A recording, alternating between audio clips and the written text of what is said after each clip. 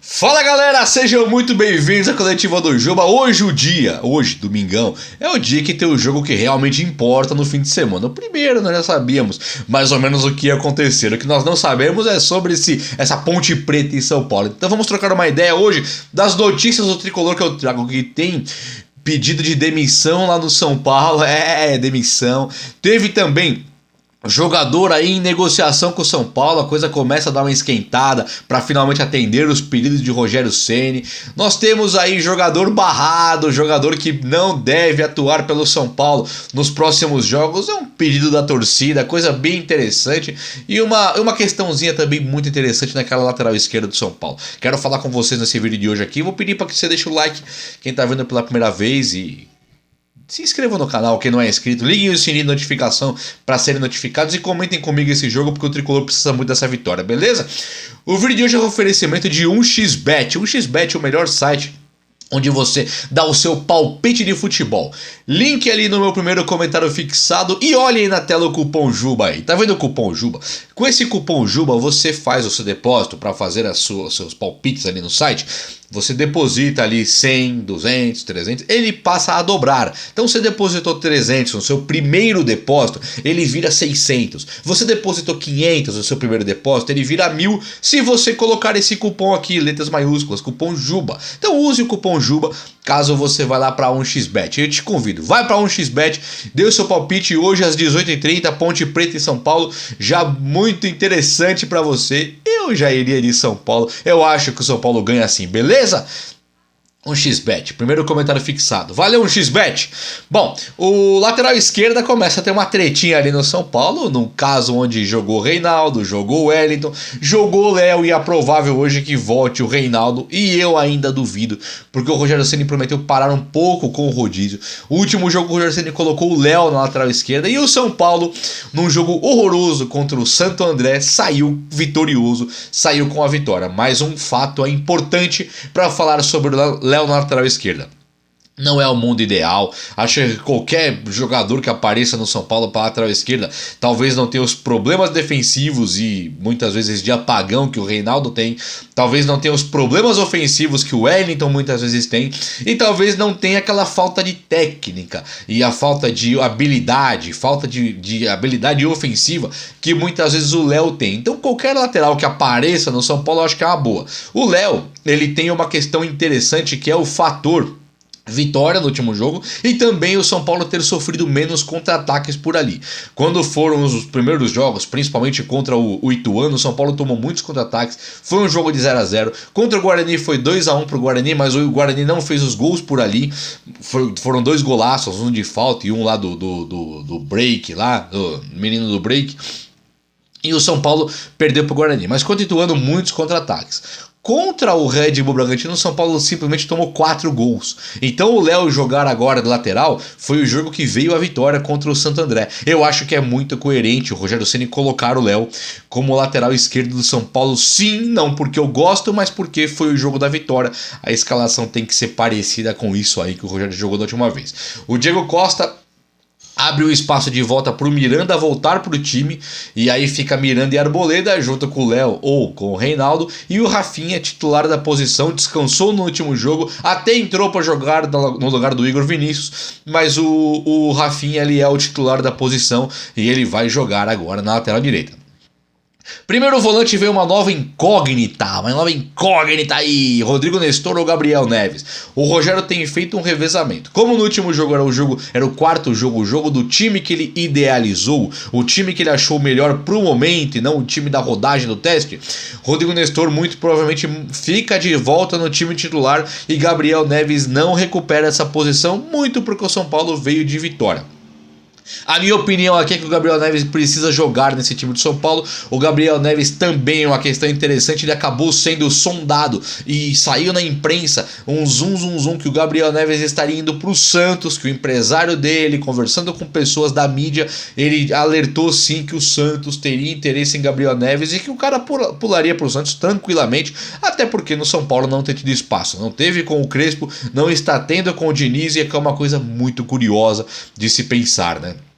Você fala assim, o Rogério é teimoso, o Rogério não tá identificando que o Gabriel Neves é tão bom de bola, ele dá os lançamentos, ele tem uma melhor visão de jogo, e o Nestor, convenhamos, não tá jogando nada. Só que o Crespo também fazia a mesma coisa, era Benítez e Gabriel Neves, caras que não jogavam com o Crespo e não jogam com o Rogério, então a curiosidade aí é um pouco menor, beleza? No meio campo ali, pouquíssimas curiosidades, temos o Gabriel Sara, né, o grande titular do São Paulo nos últimos 2, 3 anos aí, uma coisa absurda, surreal de se pensar, mas hoje, por não ter muitas opções, tudo bem. O Nicão deve continuar no time reserva e deve abrir uma vaga no time titular aí, porque ele está recuperando forma física. O Nicão deve sair para a entrada do próprio Gabriel Neves, caso o Rogério queira fechar, fortalecer o meio de campo, ou talvez do próprio Igor Gomes, que entraria por ali para fazer esse meio de campo. Só que aí é curioso também, porque o Igor Gomes e Gabriel Sara já mostraram inúmeras vezes que não funcionam, esse tripé não dá muito certo. Então o Nicão entra no segundo tempo para jogar na frente Alisson, Rigoni e Caleri,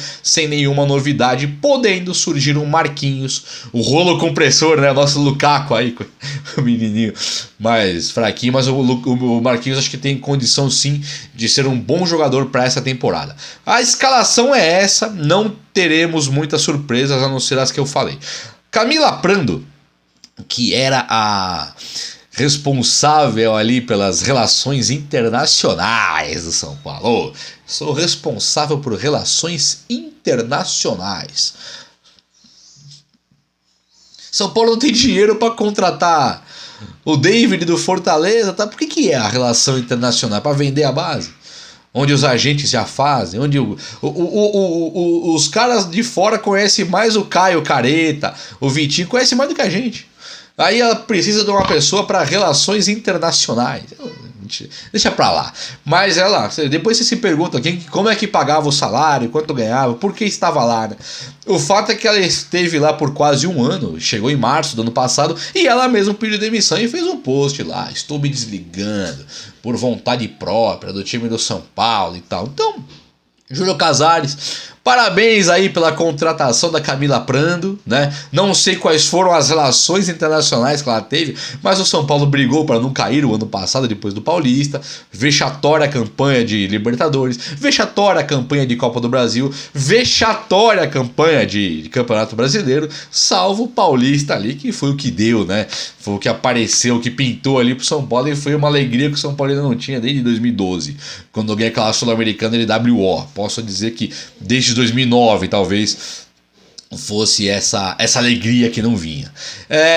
O São Paulo, falei da escalação com o Jandrei, vocês perceberam, né?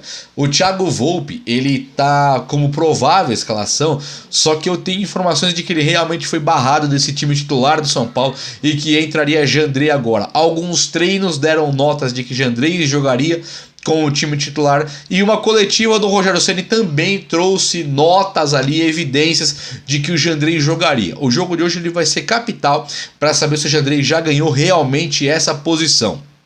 A informação que eu obtive é que o Jandrei realmente joga e que o Volpi, barrado pela comissão técnica, estaria na reserva. O que é curioso, porque se Reinaldo está barrado para Léo jogar e o Volpi também, todo aquele fator panelinha que poderia existir ficaria basicamente na mão de meninos de Cotia, caso exista, tá? Não vou nem falar que existe. Mas Pablo, Vitor Bueno, Reinaldo, Volpi, caras que eram líderes do elenco de Crespo e estavam desgostosos com o trabalho do São Paulo. Se isso acontecer, nenhum deles está mais. Sobraria Nestor, Sara e Igor Gomes, mas não vejo que esses daí seja nessa linha de problema, tá? Falando agora um pouquinho de Romarinho, o homem que joga no Fortaleza. Ele é um ponta, joga pela ponta, um atacante rápido de 1 contra 1, é reserva do Fortaleza, para mim até tecnicamente um pouco abaixo do que o Rossi, que foi oferecido pro São Paulo. Não sei qual que foi a proposta para o Rossi, tipo assim, te manda o Rossi aí, quero 400 por mês. Aí lógico, o São Paulo falou não, até de maneira correta, para não torrar o dinheiro. Aparece agora Romarinho no radar. numa eventual troca que poderia ser envolvido até o Tietê. Não acho que precisa trocar o Tietê, que custou 22 milhões recentemente, pelo Romarinho. Romarinho, com todo respeito, reserva do Fortaleza, não é um cara valorizado no mercado. Acho que o São Paulo pode sim ir buscar o Romarinho. Acho também que o Romarinho ele não tem espaço na ponta direita do São Paulo, onde cai por ali o Nicão, onde o Alisson cai por ali. Eu acho que o São Paulo deveria já se contentar com o que tem. E na ponta esquerda estou muito curioso para ver o futebol de Marquinhos e de Caio. Marquinhos que funcionou no último jogo entrando e fazendo gol, e Caio que quando joga tem demonstrado também que é um cara que entra, cai para cima dos adversários. Acho que é um jogador interessante pensar no Caio como um substituto ali de Marquinhos, que é um terceiro homem de meio campo, onde eu tentaria por ali mais tempo o Rigoni, volta o Luciano. Acho que o São Paulo não tem que fazer nenhum tipo de esforço por esse jogador de ponta, com o Luciano, Rigoni, Caleri, Nicão e Alisson podendo jogar por ali, Marquinhos e Caio, 2 da base. Tô falando de 7 jogadores, beleza? O vídeo de hoje foi esse, espero muito que vocês tenham gostado. Nos vemos no pós-jogo então, fechou? Um abraço, meus amigos, até a próxima, valeu!